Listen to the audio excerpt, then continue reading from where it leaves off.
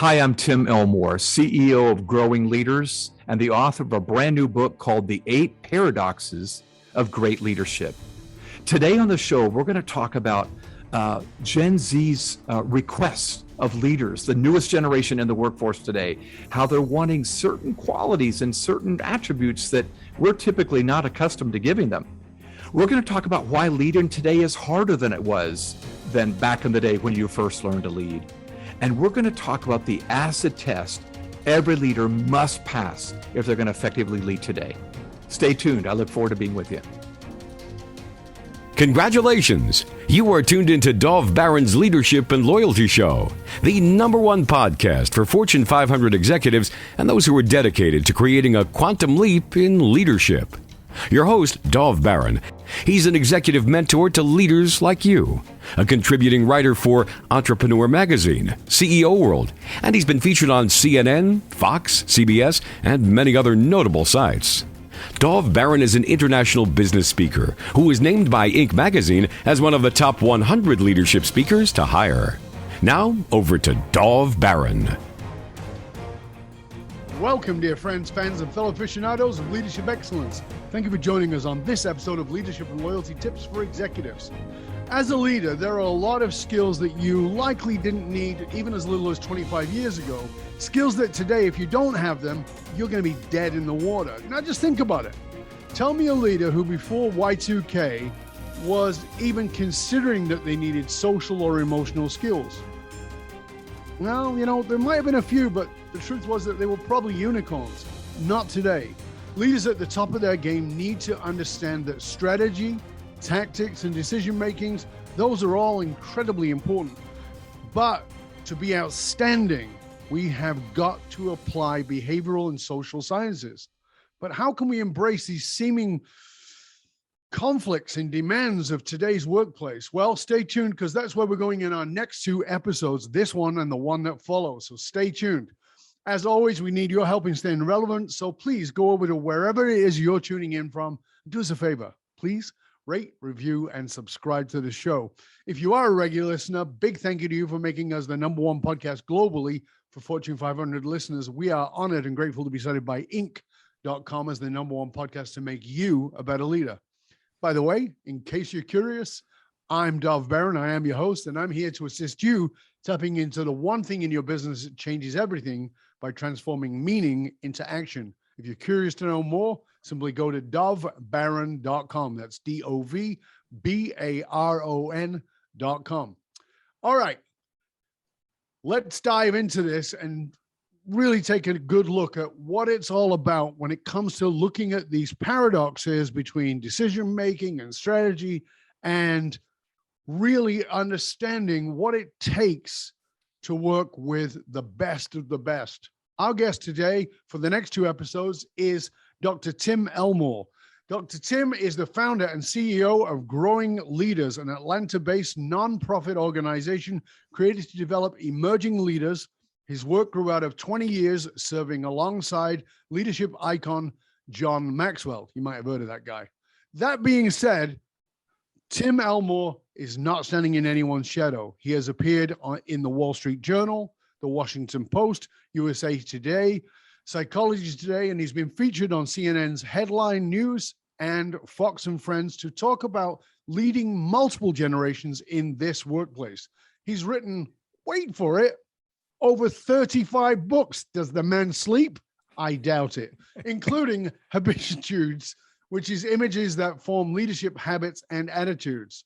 However, his latest book is, in fact, The 8 Paradoxes of Leadership, Embracing the Conflicting Demands of Today's Workplace. Ladies and gentlemen, please put your hands together and help me to welcome the incomparable Dr. Tim Elmore. Yes, that's right. I feel like my mother wrote that intro, Dov. I got to tell you.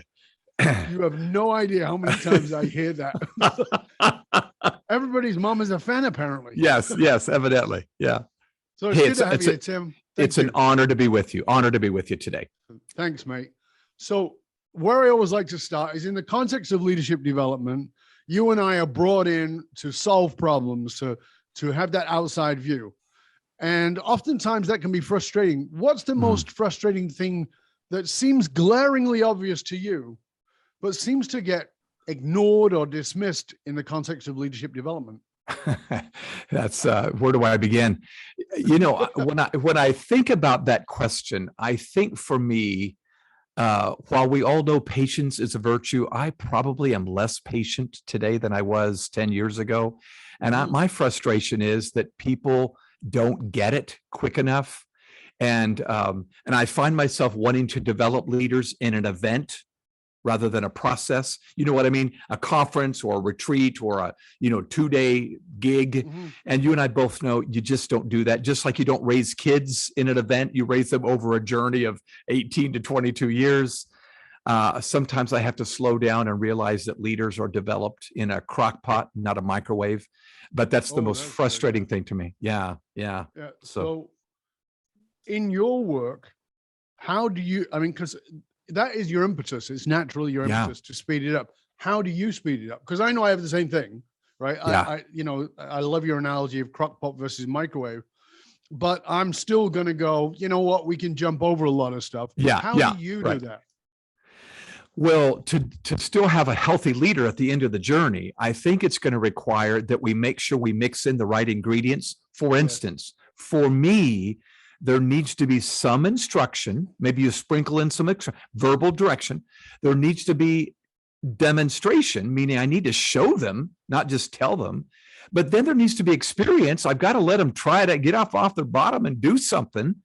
But then there needs to be assessment. I don't think experience is the best teacher. I think experience with assessment. So unless I mix in those 4 ingredients, I'm probably going to be shorthanded or at least I diminish the possible benefits of the outcome being a great, healthy leader at the end of the journey. That is very well said. I find that a lot of people are, the old saying, practice makes perfect. And I often will say, no, practice doesn't make perfect. Practice makes perfect your mistake. If you don't reassess at each point and go, oh, I need to adjust my trajectory. So it's a very good point. It's very well stated. Thank you. Now, there's something that came up here, and I know you're a servant leader. I know that's a big focus of who you are. You're the founder and CEO of Growing Leaders, but Growing Leaders is a nonprofit organization. Now, you still got to eat. Right. And you're serving leaders who are often running organizations that are multi-billion-dollar organizations. These are guys who are being paid in the tens of millions a year. Guys, that's a generic guys, could be women. Talk to us about why you chose to go nonprofit. Great question. In fact, I continue to have board members saying we should go for profit. We should go for profit. I think the first reason, Dov, is that's the world I had known all my life. I've always been a part of nonprofit, for most of it anyway. Right. But then I think secondly, I wanted to make sure that in our nonprofit work, while we still sell goods and services, we sell them at a very affordable price. And then the profit that we do make goes to underfunded, maybe schools or nonprofits or businesses. So we'll work all over the world in developing nations. And what Ohio State University paid for leaves us a little bit excess to be able to go to Nairobi, perhaps, or Manila, and maybe gift leader development journey, the Habitudes that we use. So that's why I think I stay in that camp. We could certainly set up a philanthropic arm and still be for profit, but we just stayed in this lane. And you know what I think it communicates psychologically? When we're a nonprofit, it says to a customer, you care most about serving, not just accruing profits. And even if that's not true, and it is true, I feel like it communicates a good message. I think people trust us quickly because we're a nonprofit. I think that's really important, because I know from our previous conversation how dedicated you are to really serving not just this generation of leaders, but the next generation of leaders. And as I said, you're brought on to many of the media platforms for that reason. Do you think that a lot of those sort of next gen leaders are getting left behind because they don't have the money, or because they're working in companies that can't afford the the big players in leadership development, and they just go, well, we'll stumble along. We'll read this book this week, but that doesn't really do it. Yeah, I do think that happens. Certainly, there are great companies that do pay for leader development, and those are awesome. But I do think there are young leaders. I'm hearing more and more about Gen Z employees that are saying, can we move to pay at the end of the day rather than every 2 weeks? Yeah. And the reason they're saying that is not because they're greedy. They're saying, I'm living hand to mouth, and I need this shift paycheck because I'm going to need, and they're also saying, can I have a 4-day work week? Not to work less. They may cram 40 hours into 4 days, but that gives them 3 days to do the gig or the side hustle that they've got going on. So I love the non-traditional, unorthodox ways that Gen Z and millennials are going about this. And I just want to put wind in their sails and say, one day you'll have a bit more. Now, the good news, Dov, you and I both know this, there's some good content out there for free. You're offering this conversation, you can get TED Talks. And the good news is these Gen Z kids seem to be able to find the free stuff pretty well. Yeah. So I'm encouraged by that. But I really, this was not actually going to be part of our conversation, but you brought something up that I think is really important for our listeners, for everyone, which is, there's all this is not new. This has gone on for thousands of years, but the older generation look back on the younger generation and go, you kids, Yep. Right? We do the old man thing. Yeah, kids today. Yeah, kids today. Yep. But the truth of the matter is that Gen Z are very different, even the millennials. Mm-hmm. And this piece you brought up here, which I think is profoundly important. We're living in a gig economy. Yeah. Most people we're not talking about the upper echelon of leadership. We're talking about the other people. They're living hand to mouth. Yeah. Rents around the world, and certainly in major cities, have gone through the roof. Yeah. We've had a pandemic. People have walked away from cities and from jobs where they have to go into the office because they want to live cheaper outside and have remote work. They don't want to do the traditional 40 hours. They don't want to do the traditional 8-hour day. Right? They don't want to do those blocks. All of that, but this hand to mouth thing, pay by the day. Yeah. A day. Hold on a second. I am the boss, and I'm going to pay you as a day worker. Yeah. That is very difficult to get your head around as an established leader. And I know a lot of the work you're doing is about transforming this understanding of leadership. Yeah. Can you just talk to us for a minute about that? Sure. About a leader who's established, who's sitting there, who's just interviewed somebody who thinks this is going to be great. But this is a Gen Z leader, a Gen Z individual who is saying, Gen Z leader, who is saying, I need day pay. Yeah, absolutely. Well, first of all, I think it's important for listeners to understand the emerging generation, whenever it is, often gives us a foretaste of what's coming. Yeah. In other words, we think it's awful and a mess. Socrates, you just mentioned Socrates 1,000 years ago said, kids today, they're disrespectful and lazy. Yeah. But they usually give us a feel 10 to 15 years early of what this is going to look like. Yes. What I have found as I talk to young professionals is this: they're trying to find a pandemic-proof job. So they might be an Uber driver because at least nobody's going to fire me. And if I work at an established, Fortune 500 company, I could get laid off at any minute. I don't feel like I'm in control. When I'm doing a gig, I feel like I'm in control. Mm-hmm. So it may not pay as well, but at least I have that control. And I feel like Gen Z often feels like they're out of control, and they're trying desperately to get some sense of control of their life. So it gives me empathy. In fact, that I always say, this is the leg I have to stand on, LEG. I need to listen, empathize, and guide. Listen, that makes them feel heard. Empathize, that makes them feel understood. Then I've earned my right to guide them. And I probably have earned my right a little bit more once I've listened and empathized with them. I thank you for saying that, Tim. I just think it's so important that people really grasp the depth of this, because we are always looking through our own lenses. We're judging through our own lenses. And I can remember this. I mean, I'm old enough. I remember this talk about millennials who are now in their early 40s, and it was like, oh, well, those bloody millennials, and Yeah. now it's a Gen Z or Gen Yeah. Z. And like, pay attention. We Yeah. can't keep imposing our rules on their Yeah. lives. And so this really takes me into this, you and I talked about this when we had our previous discussion, which is leaving behind this either or mentality. Yes. Yeah. It's either like this or it's like that. Mhm. And as a result, it's this, it's strategy and tactic and decision-making, or it's soft skills. It's either or. Well, you're a soft company, you do Yeah. all this, we're a hard company and we do all this, but it's not either or. And I know that Yeah. that's the key into the work that you're doing in these 8 Yeah. paradoxes. Talk to us a little bit about getting away from that either or. Great question. First of all, you're spot on. We live in an either or world. We're quite polarized on almost every single issue Really? today. I hadn't noticed. I thought I'd subtle. offer that little revelation to your listeners there. It's so subtle. We didn't get that. But I think part of our problem is we are scooting into either or camp, and it's diminished our ability to lead all. For instance, if I have a team of, let's say, 100 people, they're going to be a diverse group of perspectives and genders and backgrounds and races and so forth. So I am a much more effective leader if I realize I'm going to need to do the work to embrace a paradox, a seemingly contradictory juggling of 2 qualities, perhaps, and put them together. So, Dov, I don't know if I mentioned this to you when we talked before, but the genesis of this book really happened in a green room.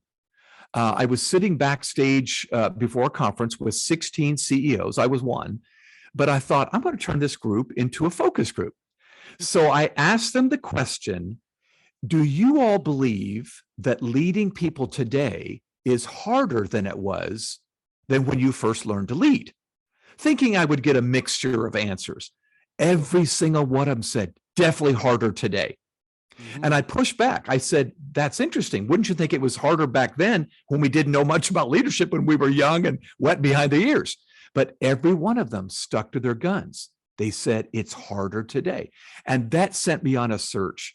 And what I came up with is this 8 paradoxes. There may be 800, but I found 8 that I thought, I'm seeing these beautifully displayed by brilliant leaders. And if we can get these 8 contradictory, paradoxical skill sets in our lives, and you're right, they're social emotional skills. If we can do them, oh my goodness, it just lubricates the friction that we often feel on our teams. Are you aware of a company? I mean, I know you do a lot of work with top line organizations. Yeah. Are you aware of a company that's doing those paradoxes really well? Yeah, I know a few, and I would hasten to add, there are departments that are better than others. You know what I'm saying? So an entire company, no, I probably don't. I do think, as I've been down to the Disney people, there's some great leaders down there in certain arenas. Of course, they're in every industry. It seems like plush toys, animated movies, whatever. Chick-fil-A in many ways has this servant leadership mindset, and they balance the confidence and humility paradox, which I'm sure we'll get to in a little bit. And by the way, I find some at Delta. Ed Bastian, the CEO of Delta Airlines, he's trying very hard to build servant leaders that balance these social and emotional skills. So clearly, we all know somebody that's not getting it right at all of those companies, but I am heartened rather than disheartened at seeing men and women, old and young, single and married, modeling this and saying, I'm not crazy. This is actually happening and it can be done. Yeah, it's interesting because we talked about it either or, and I see that I talked about this in Fiercely Loyal, one of my books, and I talked about how these command and control leaders are dinosaurs and they will die out, but God help us, some of them are really hanging on by tooth and nail. And they're still doing that command and control stuff. Even though it's completely outdated, even though it doesn't get good response, but their position is so big and so powerful that they're still getting away with it. And I love that you're calling that out. As we sort of move into the end of this part one of the show, can you outline the 8 paradoxes? And then in the next part of the show, we can sort of go into some of them a little bit deeper than others and get some guidance around it. Absolutely. Yeah. So very quickly, the first paradox in the book is I think uncommon leaders balance both confidence and humility. So I speak with great confidence, but I listen with great humility, and we balance those two. Number 2, I believe uncommon leaders, Dov, leverage both their vision and their blind spots. So that always seems like a negative, but I think the great leaders that I know, they actually were able to use those blind spots to get through and say, oh my gosh, had I known then what I know now, I would have never started. Haven't we all heard that before? Yeah. So vision and blind spots. Number 3, I think they balance both visibility and invisibility. You and I both know there's a time leaders have to be visible and model the way, but there's another time we better step aside and be invisible so those other leaders step up. And knowing the difference and the timing on that is huge. Here's another one. This is a fun one. It's hard for me, but it's a fun one. I think uncommon leaders are both stubborn and open-minded. In other words, there's some core that we're stubborn about and we will be relentless about, but open-minded on almost everything else. So there's another one. Here's another one. This was a fun one for me because I love communication. I believe uncommon leaders are both deeply personal and yet inherently collective. So we see the big picture, and when an audience listens to us, everybody says, wow, he gets me. But everyone also feels like he's speaking just to me. He knows my heart. I love that when communicators can do that. And then I think uncommon leaders are both a teacher and a learner. So lifelong learning, but yet I keep teaching. 2 more. I believe uncommon leaders demonstrate both high standards and gracious forgiveness. By the way, that's the one that the readers who picked up the book and gotten back to me said that was the hardest one for them. Holding high standards, but yet graciously forgiving someone who tried but failed to meet that standard. Right. And then the last one is I think uncommon leaders are both timely and timeless. So I give a case study, as you well know, for each one of these, and it was just so much. I feel like I'm learning as I write, but those are the ones that I think we need to master today. Yeah. Like those, I mean, there's so many of those, I could pull them out and pick them because, I mean, obviously every single one of them is vitally important. And as you said, there's probably many more too. Yeah, yeah. And I want to get into them in the second part of the show, but, you know, I know that each one of these, as you've given a case study so that people can see it in example, which I think is important because the problem with these paradoxes is, again, if we're in the either or mentality, we go, well, if I do that, then I can't do that. And your point all the way through is that that's not true, right? Correct. That's exactly right. Just talk to us a little bit about that. When you're leading another person and you're walking them through these paradoxes, walking the leader through these paradoxes, what is their greatest stumbling block? What is it that how they get in their own way? Yeah, you know what I mean? Yeah, absolutely. It may be what you alluded to earlier, Dov, that we get into this, I got to be in this camp or that camp, or I'm just not myself.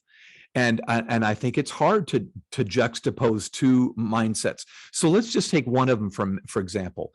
The first paradox in there is, I think great leaders are both confident and humble. Right. And yet it's very often that we see one or the other. And I think it's easy, particularly for males, I can't speak for females, but for us males to go, well, man, I got to be confident. I got every minute I have to be confident, never let them see a sweat, that type of thing. And I do think there's a moment when our team says, I need to see confidence, or I don't believe you even think you're going to get us to the goal.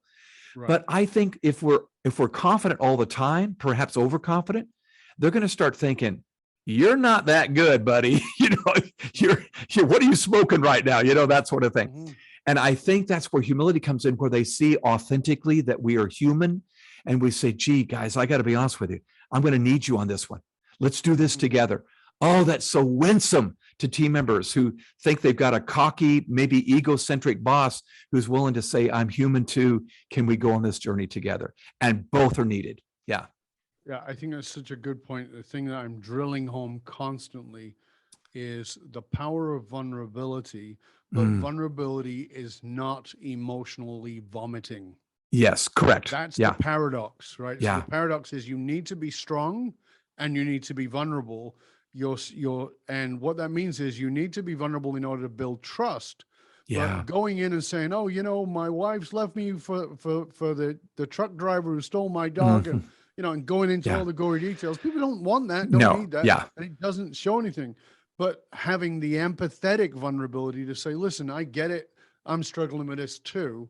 Yeah. But here's what I believe, and here's how we can move forward. That strength and vulnerability together, I think that's so powerful. Thank you. That's a great place for us to finish this part of the show.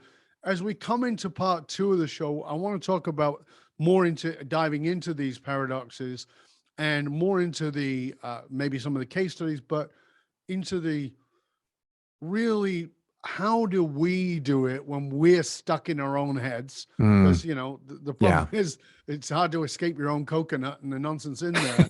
And get out and sort of do something else. So I want to talk about that in part 2. I want to bring everybody back to that part 2. But before we do, I want everybody to find out where they can learn more about you and your personal library of books you've written, and all the resources that you have. If you wouldn't mind just telling everybody, that would be great. Thank you. Absolutely. Thanks, Dov. Yeah. Well, first of all, you can get the book wherever books are sold, Amazon or wherever. My website is timelmore.com. And then Growing Leaders is the nonprofit that I started that focuses on the emerging generation. Growingleaders.com has almost all the books that I've done. So those would be great places to start. Wonderful. And of course, we will make sure that all the links to all the ways you can connect with Tim, whether that is through social media, through his website, or the book, we'll make sure all those are in the show notes so you can click on there and go back to wherever you're listening to the show and do it there. And then, of course, you can rate, review, and subscribe to the show. All right, we're going to be back in just one click for you to listen to part 2 of our delicious conversation with Dr. Tim Elmore. We will see you in one click. Stay curious, my friend. Stay curious about the paradoxes of leadership and what it really takes to be an outstanding leader and an uncommon leader. Till then, stay curious, my friends. Stay curious.